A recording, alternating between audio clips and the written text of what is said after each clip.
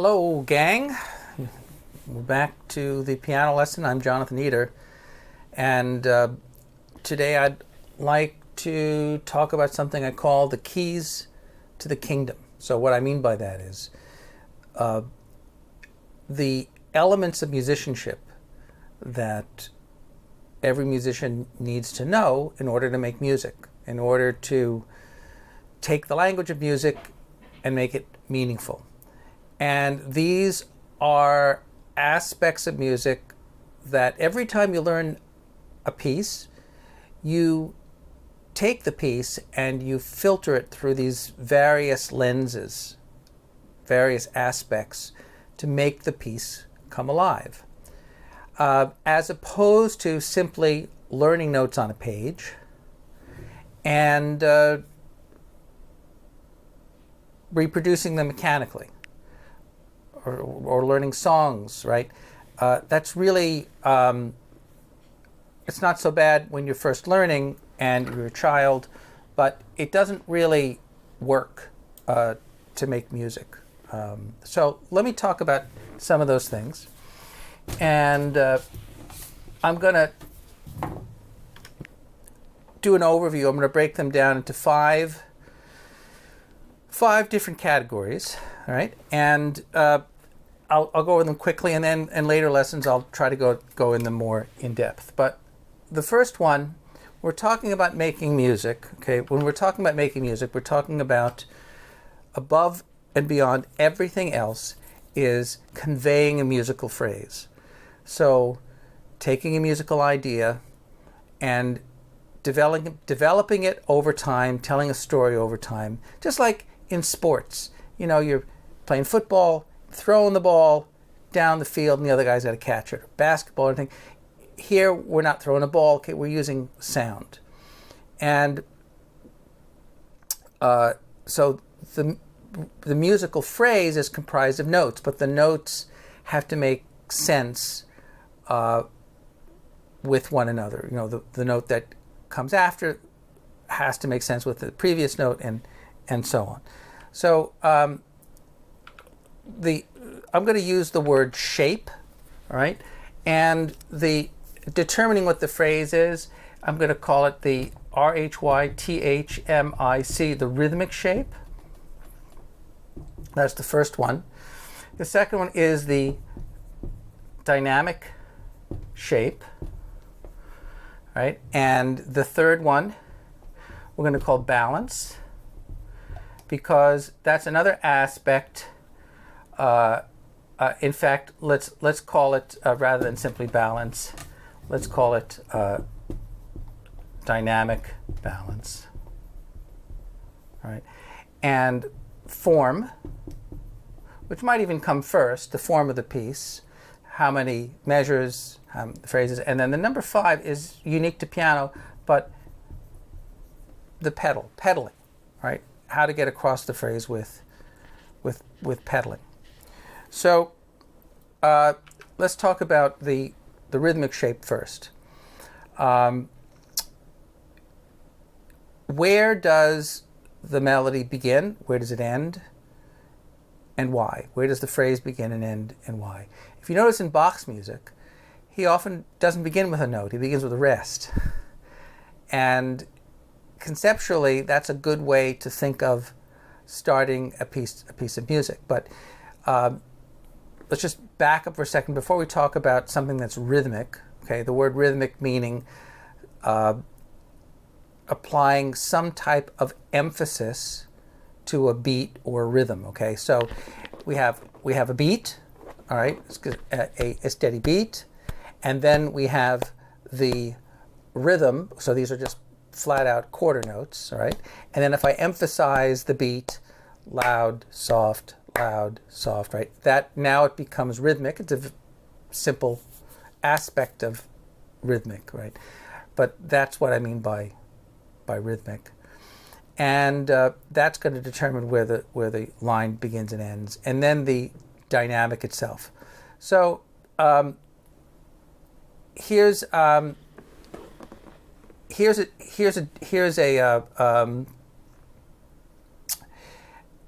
here's a jazz tune, all right, if you guys remember.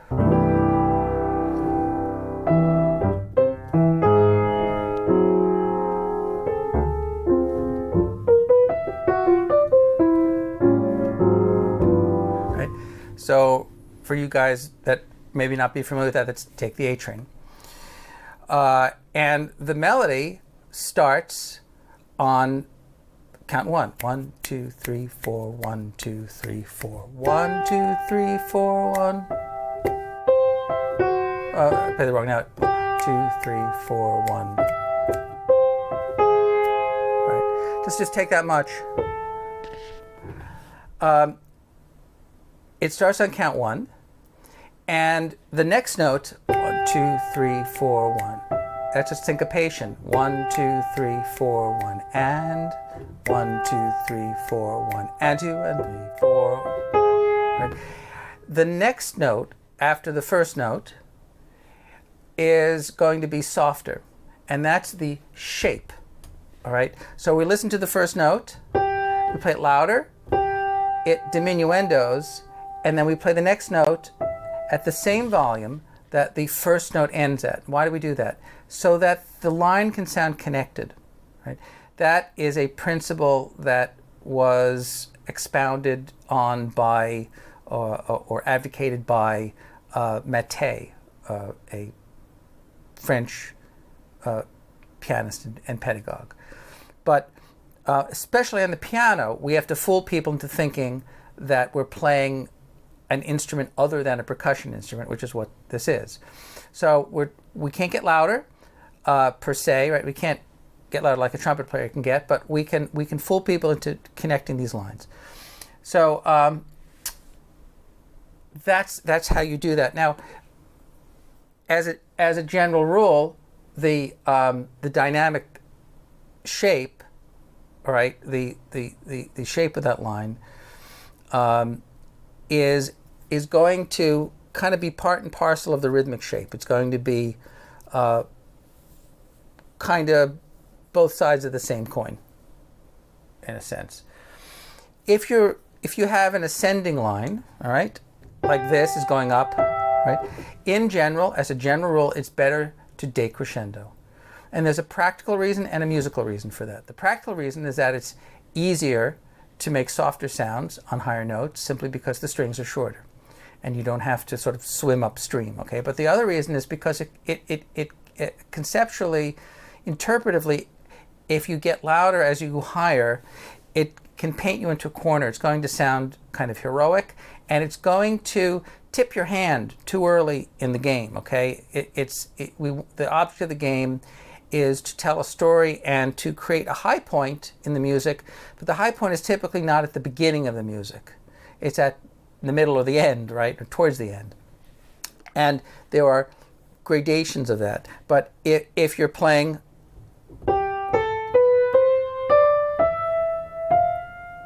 getting softer, all right, as opposed to starting softly and getting louder, all right, that's possible too, right? But in general, if you have an ascending line, okay, if you have an ascending line, you want to you want to decrescendo, and if you have a descending line, you want to crescendo. Also, just a fun fact, those little markings that I made, Chopin used them for something else. If you look at the Preludes as an example, he used these dynamic markings, which typically this marking would be crescendo, C-R-E-S-C, and this marking would be decrescendo or diminuendo, D-I-M, right, getting softer, right? He uses those to connote rubato, and there's a lot of evidence for that, and I believe it's Seymour Bernstein that explains that, and did a really great job of explaining that. So let's just kind of set that aside. But when you're playing music, you have to have some kind of a plan, all right? You can't just hope for the best all the time. I mean, a lot of what happens in music, probably most of what happens in music, if we're really honest, is subconscious. But there has to be some kind of plan, some kind of container to hold the subconscious. So this is kind of what we're doing. The rhythmic shape, I'm just going to show in principle.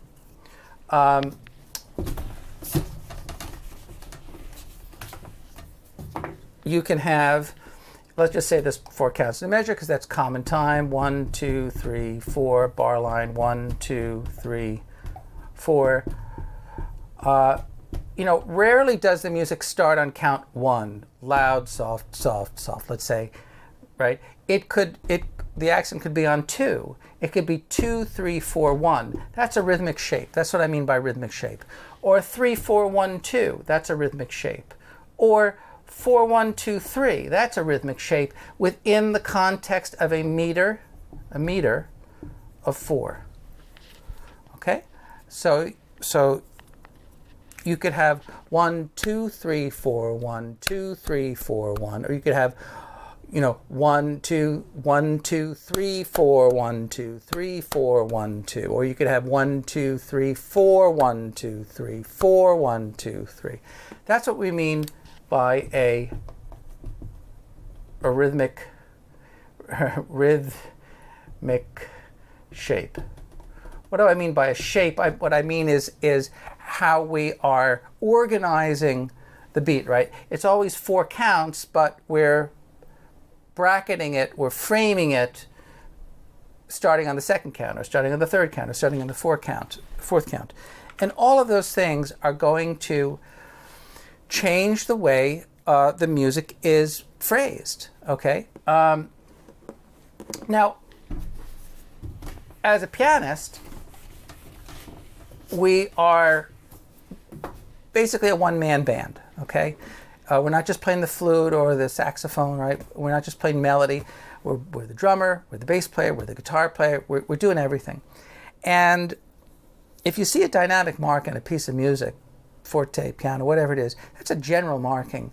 It's more of a mood, let's say an overall attitude or mood. But what you have to learn to do is you have to learn to actually play with more than one dynamic at the same time. A minimum, ideally, of 3, maybe 4, could even be 5, but at the very least 2 for the most part. So if I'm playing a bass line, this is, let's say, mezzo forte, and this is forte.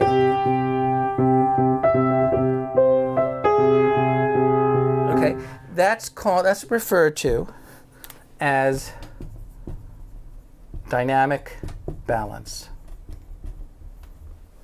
So in the left hand, right, we're playing mezzo forte, and in the right hand, we're playing, let's say, forte. Okay. But of course, along with that, right, we're making music in a linear fashion, in a horizontal manner. So you can think of dynamics vertically between the left and right hand. You can also think of dynamics horizontally. So I'm starting loud, and then I'm getting softer, and let's say I'm going to a mezzo piano. Okay, so I'm a forte to a mezzo piano. Now, I don't know if you noticed, but I'm happened to be holding the lower note. The words are "You can take the A train," right? I'm deliberately holding the low note because I'm forcing a counterpoint. I'm forcing another line in the music, another level of sound, okay? And so I'm holding that down. Right, so there's 2 ideas, okay, being teased out of the music, being coaxed out of the music. That's for later discussion, but there's effectively 2 levels of dynamics going on at that time. So we have the rhythmic shape. In this instance, the rhythmic shape isn't too difficult. 1, 2, 3, 4, 1, and upbeat. 2, 3, 4, 1, ba, boop, boop, be, ah. Another syncopation. 2, 3, 4, 1, 2, 3, 4, 1, and 2, and 3, and 4, and 1, and 1, and,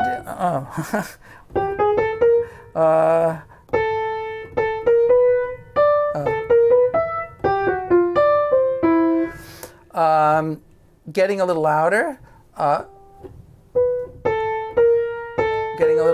starting loud, getting softer, and then getting louder, going descending, softer, louder, dee, da, da, da. Those are 6.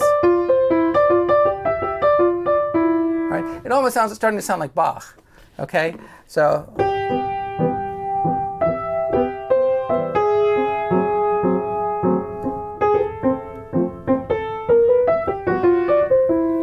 All right, getting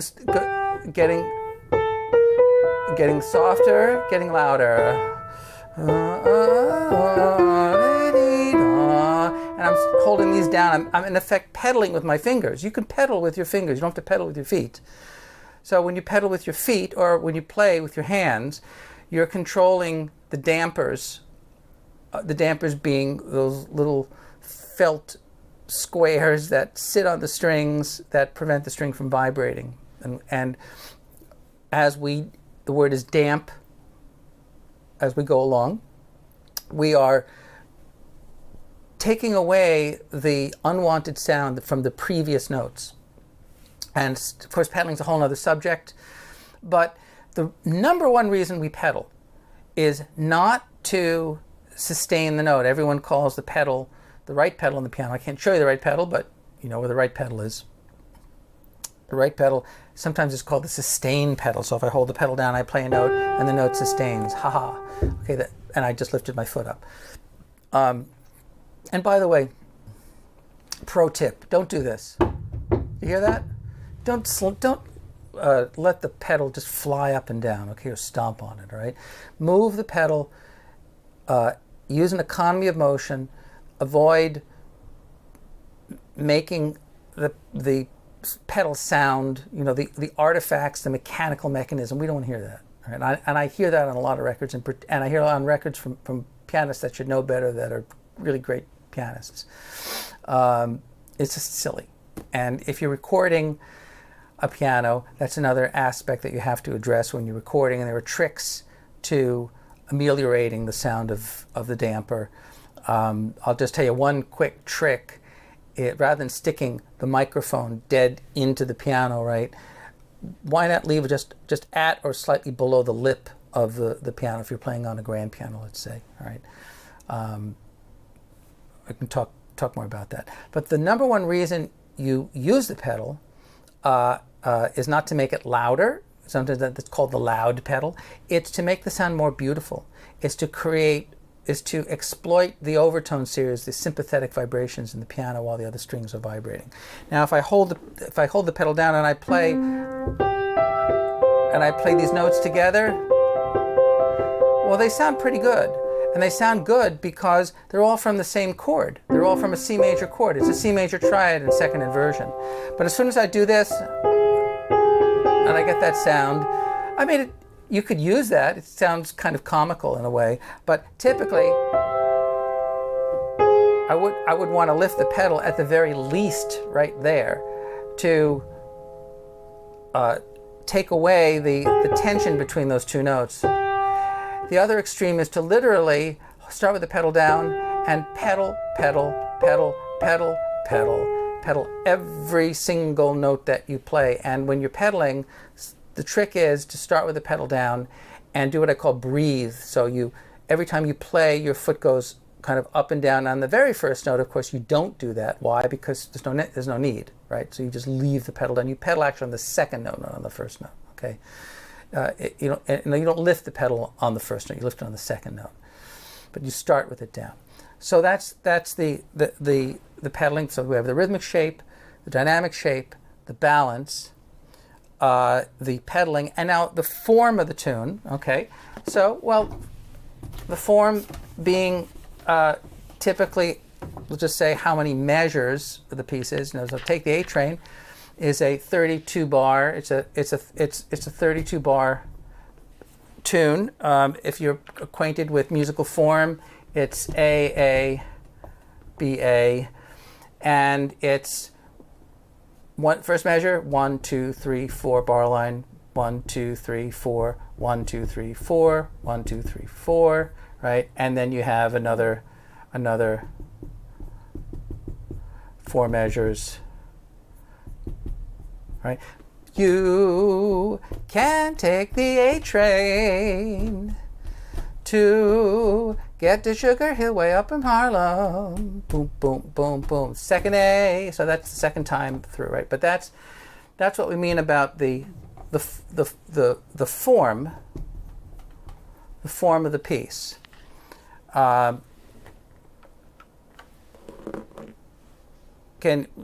lot of what we do is subconscious. It's kind of animalistic when we're playing music, but you have to have some framework, okay? Even a boxing match or a wrestling match has a ring, okay? Or has basketball has a foul line, or we're not a foul line, but there's inbounds and out of bounds, right? So inbounds in music is 8 bars, okay?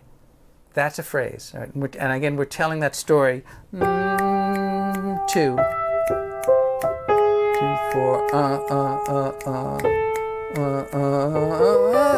I played the wrong note. Sorry, guys.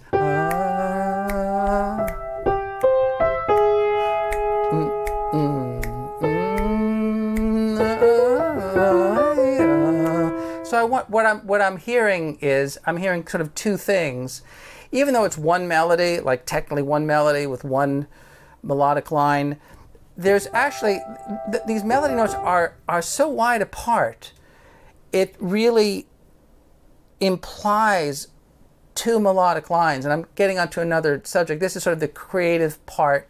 You could call it jazz, but it's like a cell dividing. Okay, it's like this is so we have this, we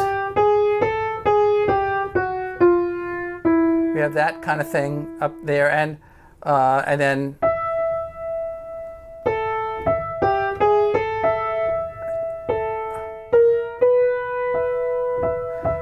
it's almost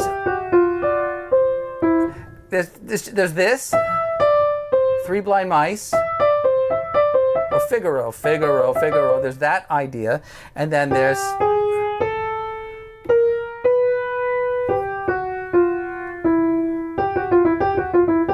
that kind of thing. Okay, and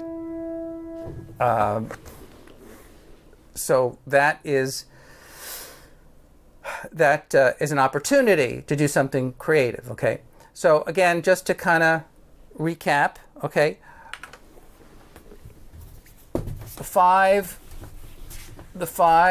aspects, we're going to call them, keys to the kingdom, all right? Because they'll allow you to play anything, and these are I might call them elements of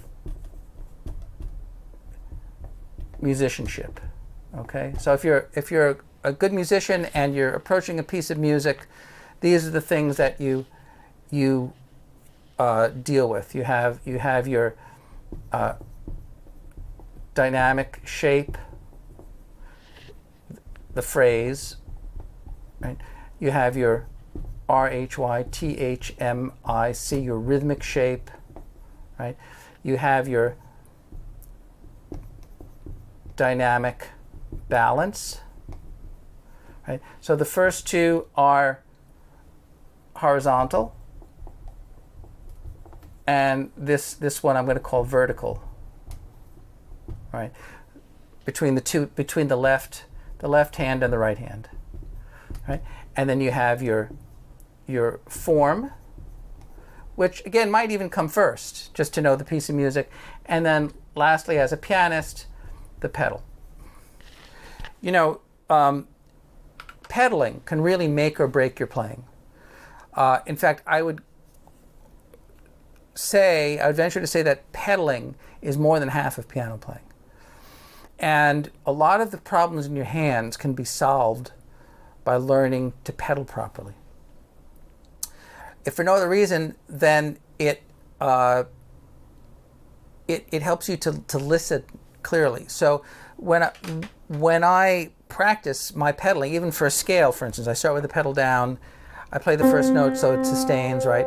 Now, if I play the next note and they blur together and I lift the pedal, they're both gone, right? So the first caveat to pedaling is never rely on the pedal. And so what do I mean by that? Well, it's not contradictory, really, but what it means is that you want to connect the notes honestly with your fingers. So you want to slightly overlap the notes, right? You don't want to separate them, because if you separate them and you try to pedal, you're going to lose the tone. It'll just stop. So you start with the pedal down, you play the first note, you get that sonority, and then as you play the second note, the pedal goes up and down, up and down.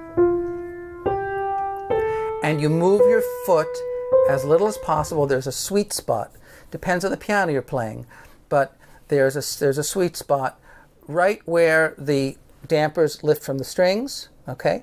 And every piano's a little different. Some pianos have what we call lost motion, so you might press the pedal down and nothing will happen with the dampers, even on a good piano, or say typically an old upright piano.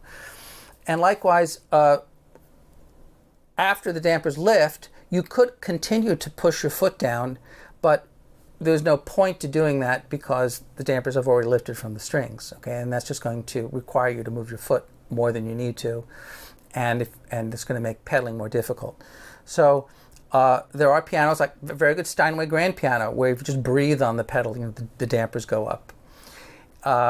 And there's different aspects to pedaling. You could sort of flutter the pedal like that. It's called a flutter pedal.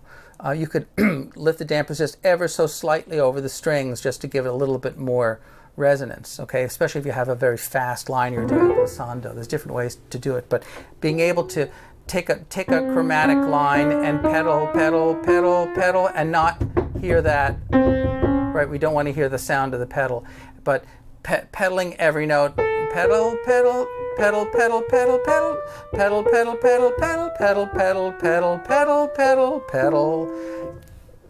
I actually practice that, and it's worth doing. It's like swinging two bats before you get up at the plate in baseball, okay, to make the bats feel lighter. But it really works, though, a lot of times for very intricate lines. It clears up things and gives you a nice tone. Whew, okay, we covered a lot of stuff. Ooh, wow, how are you going to get all of that done? I don't know. Okay, anyway, thanks for coming, guys. And please send me a note if you have any questions for me at thepianolesson.com. This is Jonathan Eder signing off until next time, and may the wind be at your back. Bye-bye.